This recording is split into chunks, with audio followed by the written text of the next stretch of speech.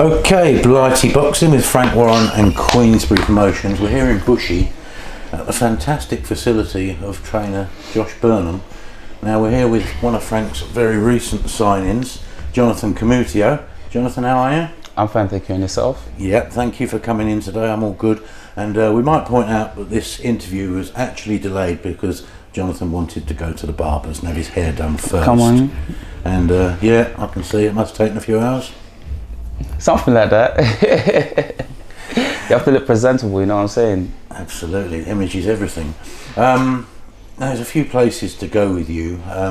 Just start with a little bit of background. You were due to make your professional debut April 17th at York Hall, and then the world sort of went on pause, came to a halt. That must have been gutting for you at the time. I was very excited, if I'm honest. But you know, the pandemic happening, it is what it is. I know firsthand what it's like to put health first. I understand the importance of health. So, you know, it was calm. And I think that, in a sense, it gave me more time to prepare for this debut. But you know, we're touching almost October. We are in October. Yeah. And you know, 3 months left of the year. And it's like, damn, when is my pro debut? That's what I'm waiting for now. Right, now before we delve too much into your backstory, I want to touch on a fairly recent event which you alerted me to last week. Last Wednesday you made an appearance on the ITV daytime show Judge Rinder. Yep. Now, I'll give the viewers a little flavour of what it was about. Your dispute was with a very close friend of yours called Timmy.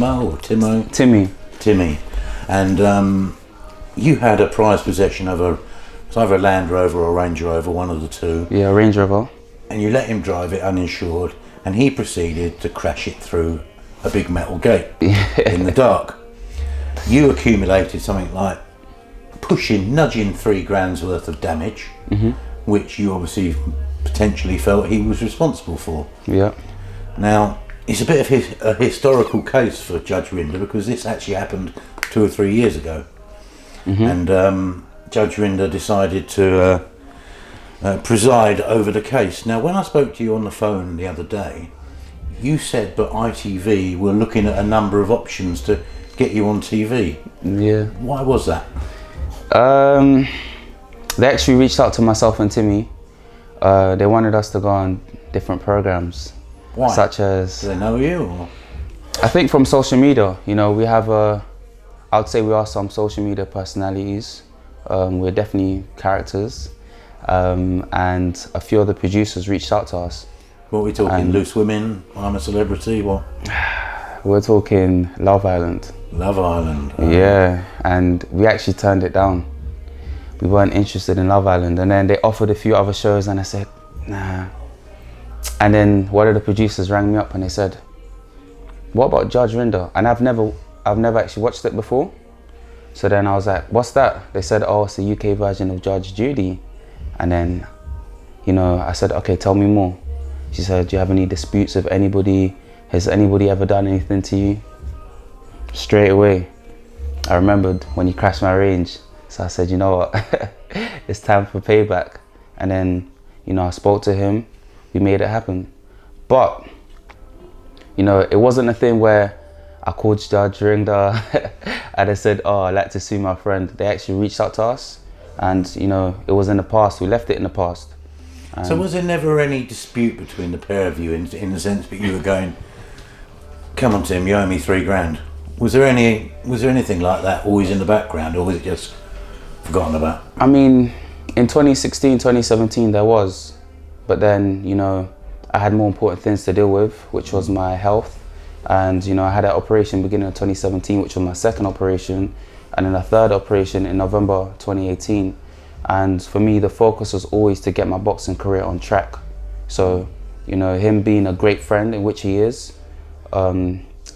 he told me to concentrate on that rather than the matters of materialistic goods such as but he owes you money, the car. So some may say, you know, what could I really say? Well, you can give us a little insight into this world of daytime television now, because we see a packaged up, I think it's on for an hour, obviously you've got the adverts running through it. How long does it take to film, you know, an episode or one case on Judge Rinder? Okay, so a lot of people thought that it was scripted. Some people thought, you know, that they told us what to say, etc., etc. It wasn't like that at all. One take. And in fact, I'll tell you how it comes about. So when you get to the studio, which is in Manchester, firstly, because it was me versus Timmy, they sent us out there in separate transport. So I got the train and I think he got the cab. And then they put us in separate hotels. And then on the morning, we weren't shooting until the afternoon, but they came to pick us up at 7 a.m. Yep. And then as soon as you enter the ITV studio, they confiscate everything. Your phone. Your phone, your belt, everything. Literally, they even just left me with my belt that I was going to wear on set with my suit. I said, my suit might just fall. And then they said, all right, cool, we'll let you have it. So it was crazy. I didn't even get to speak to him before we went on set. So when I actually saw him was literally when we were filming. And did you have any interaction with Robert Rinder before the show? Did he come and sort of say, look, this is how it's going to work, blah, blah, blah? Nope. First time we saw him and spoke to him was on set. And there was no cut or come back or pause, none of that. Literally, we went on, did the case. To be fair, we were filming, I'd say, for about 45 minutes to an hour. There was a lot of cameras, loads of huge cameras everywhere. So they probably just edit it down a little bit just to trim it so up. they cut it down. I think our episode was 25 minutes. And then, yeah, they don't, the only, I mean, you know, prior to going on there, you know, you have a mental health person that's dedicated to you. They come in your dressing room, they speak with you, you have your own dressing room, you have your own security on the day, you have your own ITV producers that are with you and talking to you and running you through the case. They put everything in a folder for you. But as you can see in our episode, we didn't need to open the folder. We knew everything that went down. And yeah, that was actually a very cool experience, honestly. Unfortunately for you and for Timmy is the fact that you got awarded your losses minus 20% for the fact that you let him drive your car uninsured. And ITV have now reimbursed you for, you know, your claim, which A, replenishes your bank account, and B, gets Timmy off the hook because he doesn't have to pay you anymore if he was ever going to pay you anyway. So exactly. And it's a little bit of a touch, and you're going to take him on holiday now, aren't you? Yeah, and you know, I didn't have to take him to the police, you know what I'm saying? But you know what, after I was awarded that and we had a great day filming in Manchester, I said, you know what, when I get a moment, when Frank Warren, when the team lets me take a vacation, I'm gonna fly him out. That's my brother. The funny thing in the show was when Judge Rinder, you were trying to give it a little bit of street talk to each other, and he totally mugged you off as saying, posh boys from Finchley don't talk street talk, do they? Because it turns out he's from Finchley himself, so he's labelled you a couple of posh boys. You accepting that? I mean, Finchley's not the worst, but you know, it's been hard times. There's some hard times in Finchley, trust me. Okay, let's move off Judge Rinder. I think when I first spoke to you, when it came to announcing your signing some while ago, and is it okay if I sit back? Cause yeah, of course, I'll reframe.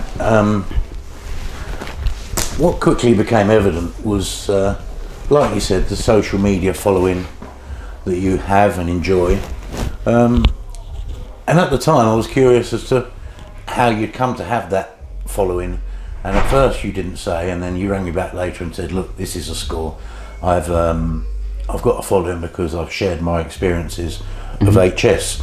You'll be able to give us the full term. HS, it means hidradenitis suppurativa, also known as acne inversa.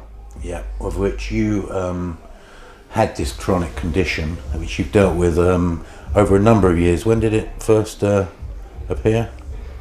So I had my first operation in around summer 2015, but I would say probably started late 2014. I just didn't notice because I had a small lump about the size of my nail on my underarm, and it just wouldn't go. Itchy? It was itchy, but it wasn't painful at all. And you know, I tried to pop it and everything, it wouldn't go. And then fast forward to 2015, I had an appointment with my GP, I went there, asked her, I said, I've got this lump, it won't go, what should I do? She gave me some antibiotics, and then it started to double in size every other day, to a point where it was like the size of a golf ball. And then I remember visiting a friend at Coventry Uni, and my arm was always hurting, so I literally always have my arm up the way I have it now. And then we were watching films with some friends, and then I just felt this pain, like my arm was gonna explode. I then went to the hospital the following day. I just thought it was minor, and then they drained it. They left me with a 4 centimeter deep and wide hole, which was, wow, probably the most painful day of my life, if I can recall. But when I woke up from the operation, of course. And then I recovered reasonably quick, you know, within 6 weeks. And then I was back in the gym. At the time I was studying A-levels, you know, carried on with my studies. And then there was a small hole, a tiny, tiny hole in my underarm, and it just wouldn't close. I'd go back to the doctors, to the nurses, they'd say, oh, it would close, it would close. It never did. Fast forward to 2016, I was training for the novice championships, the under 20s, and you know, I started to get flare-ups, which is basically when the abscesses start forming, and with HS it also creates tracks underneath your skin, and then you start feeling very uncomfortable. It's very painful, it creates boils, and then it spreads to my other underarm, my left one. And then I just remember some days I couldn't get up to go training, and then I just held it down. I held it down. Won the London under 20s, lost in the national semis to the eventual winner, while being heavily drugged up, if you like. You know? And I was taking up to 16 tablets a day at the time. You know, I was taking 8 strong antibiotics, you know, that HIV and TB patients take. That's how strong my medication was. Tell me, just before you go any further, when you had this little mark initially, and then you go to the doctors or specialists and you get given antibiotics, and then you said the next thing that happened, it kept doubling in size every day. Was identifying it and starting treatment on it, did that precipitate an explosion in the condition, or would it have happened anyway? You know what? They didn't identify that it was HS. It took 2 years to get diagnosed. Because, yeah, literally, it took 2 years. No doctors knew anything about it. And even when I did get diagnosed with HS, which was actually around the time of the championships, I had already won the London Championships. And then I had an appointment with my dermatologist, and they told me it was HS. It didn't make me feel any better, but it helped me understand what I was going through, because, you know, one morning I'd be okay, the same afternoon I might not be able to get out of bed because I'm in that much pain, you know. But I adjusted to it, I got on with it, and I still boxed. And, you know, in the end, I had to have a third operation because both underarms, the skin was so fragile and so damaged. That was a skin graft, was it? Yeah, so then I had to have a skin graft if I wanted to save my boxing career. And that was a 50-50 operation. I did it, and we thank God. You know, I want to thank Barbara Jemick and her team at the hospital, at the Royal Free Hospital, because if it wasn't for them, wow, I wouldn't be here today having this interview. How much, I mean, obviously the pain only you can describe because you've been through it, but I suppose another big factor in it, I would imagine, is being very self-conscious. I bet a lot of people in this situation probably end up holed up in the room, isolated. You know, was being self-conscious a big part, or a big, you know, psychological barrier you had to get over? 100%. Actually, when I had my second operation, January 2017, I actually stopped using social media completely until November 2018. I wouldn't even post anything. I literally deactivate and reactivate after 3 months, just so that my account doesn't get deleted, and do the same thing, repeat right until November 2018. But when I had my third operation and I saw the videos, I said I had to put it out there. There has to be people out there going through what I'm going through. And at that moment, I knew I was going to recover, and I knew I was going to overcome HS. And I felt as though it was my place to put it out there and let people follow the journey, and let people see that, you know what, even though you're in that situation, you can overcome it. And I wanted to show people in real time as well, because at the end of the day, for me, I realized that social media is just a highlight reel of people's best times, you know. And for me, that was my most vulnerable point in my life, but I just felt as though I had to put it out there. It's quite a brave decision, because like you say, the association with social media, it's almost like the beautiful people, isn't it? You put your most glamorous shot on there. I mean, you were sharing your lowest ebb, weren't you? Something which probably wasn't that pleasant to look at. Yeah, it wasn't. Let alone for you, let alone sharing it. But yeah. when you've got the guts to do that sort of thing, like you said, there's always going to be someone else out there, but that's going to help. Yeah, and it did. You know what? It was crazy because overnight, I think I gained about 5,000 followers, and it just kept on doubling and doubling. I think I gained about just under 30,000 from putting that one video out. You know, I had over, I think it was 500,000 views. I had thousands of messages from people all over the world. And people still message me about HS till this day. And that was November 2018. We're nearly in 2021. And, you know, but it's important to me, because I remember the times when I'd surf the internet and I'd see that there was no success stories from HS, and that used to make me feel down, especially the times when I was feeling very self-conscious. You know, I was isolating myself from my peers, from my family, and I just thought, you know what, is my life gonna be like this forever? You know, having to wear dressings on my underarms every day. You know, some days being able to get up and run, the next morning you can't even do star jumps because you're in that much pain.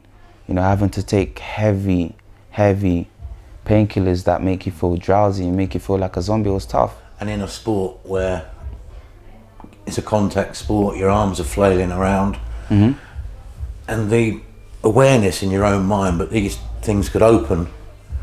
You know, you got a vest on, but it's still going to be visible, isn't it? And I mean, your opponent would probably be very confused, but you know, again, it wouldn't be nice for you or anybody for those wounds to open during a fight.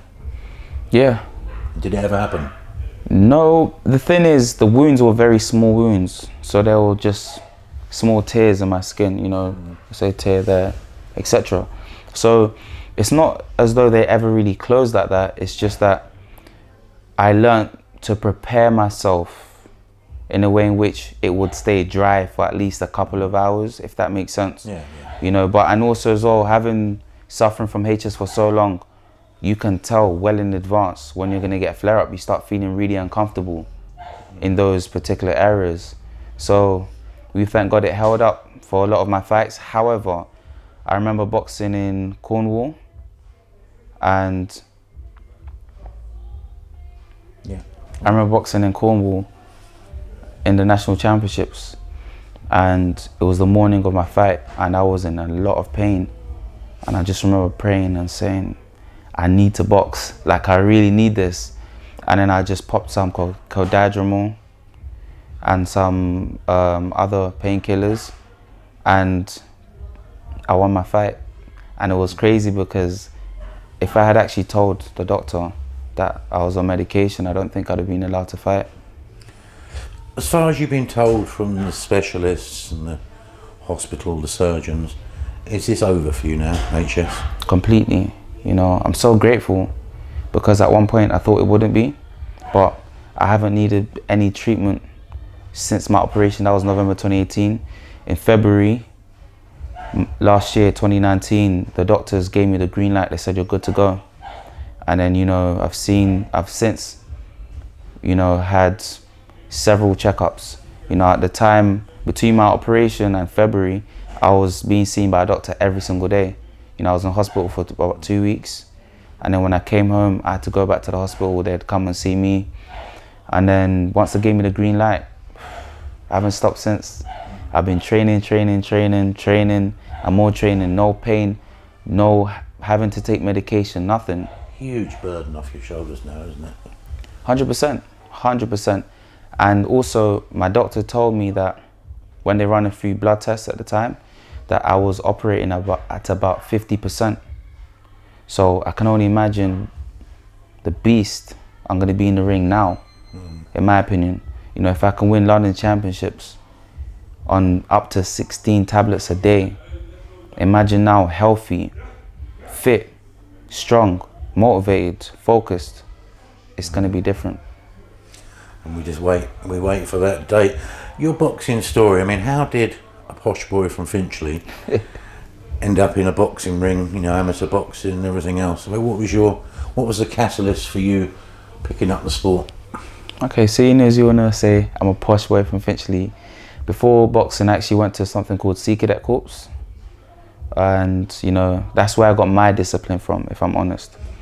And that's where I already competed in several sports. I was actually a national medalist in rowing as well.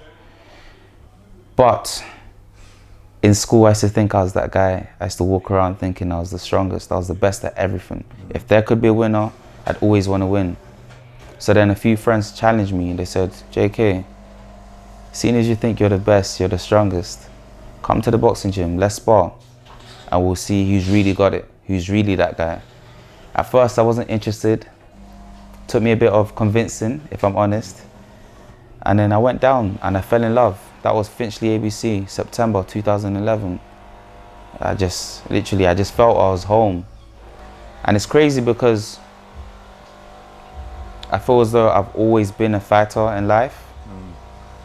So your friends were trying to find something but you weren't good at, and they came up with boxing and it turned out you were good at it. Yeah, it's not that I was good at it. I'm a very quick learner. I'm a student of everything. You know, whatever I do, I listen, I take it in, and then I just try to replicate it and then take it from there, if that makes sense. So your amateur career was pretty successful considering it was kind of against the odds. Yep. Largely. And what you're telling yourself now is, but if I can do that then, what can I do now? Mm-hmm. You're going to campaign, according to Josh, at welterweight. Yeah. How do you see this journey? In welterweight's a very fashionable, tough division. Yeah. One of the originals. So, is it? I mean, are you the kind of new pro that thinks I need, 10 for learning, or 20 for learning, 20 for earning, or do you think you can move slowly? You're going to try and learn on the job. How do you envision it? Shout out to Tunde Ajayi for this one, because he says everything is timing. Yeah. And that's what all I have to say as well. Everything is timing. Godspeed. I just want to progress. I'm not the finished article. I'm a student of the game. I'd like to take my time, have a few fights. I only want to have max 2 4-rounders. Then I want to move up to 6 and 8, etc., etc. However, I'm in no rush. I'm 24 years young, and I live a very healthy life outside the gym. Never been drunk in my life. Not really interested in partying. And I think that if I look after myself outside the ring, inside the ring, it's going to be a fantastic story. How would you describe yourself as a fighter? Are you explosive? Are you calculating? Or are you one of these more reserved type fighters, that likes off the back foot? And we saw a particularly awful fight the other night where someone went completely on the back foot. Yeah, I'm an aggressive counter puncher. I can box on the back foot and the front foot, but I like to make them miss and then make them pay. Crowd pleasing? I think so. I believe so. We'll have to wait and see. Jonathan Kumuteo, thank you very much. Thank you.